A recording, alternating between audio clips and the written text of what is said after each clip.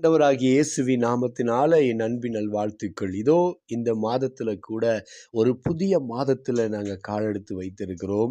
இந்த புதிய மாதத்துல ஒரு அழகான வார்த்தையை நாங்க வாசித்து விட்டு செபிக்க போகிறோம். வெளிப்படுத்தின சுவிசேஷம் 3ஆம் அதிகாரம் 20வது வசனம் சொல்லுகிறது, ஒருவன் என் சத்தத்தை கேட்டு கதவை திறந்தால் நான் அவனோடு வந்து நான் போஜன பண்ணுவேன் என்று ஆண்டவர் சொல்லியிருக்கிறார். இந்த வார்த்தையை நீங்க கூர்ந்து கவனித்து பார்த்தா இந்த வார்த்தையில் ஆண்டவர் சொல்லுகிறார், என் சத்தத்தை கேட்டு கதவை திறந்தால்.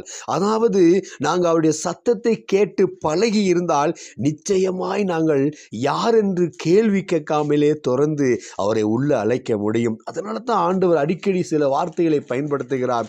காது உள்ளவன் கேட்க கடவான் என்று அவர் அநேக இடங்கள் அவர் அந்த வார்த்தையை பயன்படுத்துகிறார். எனக்கு அருமையானவர்களே, இதோ இந்த நாட்களில் நாங்கள் அதிகமாக அவருடைய வார்த்தை அவருடைய சத்தத்தை கேட்டு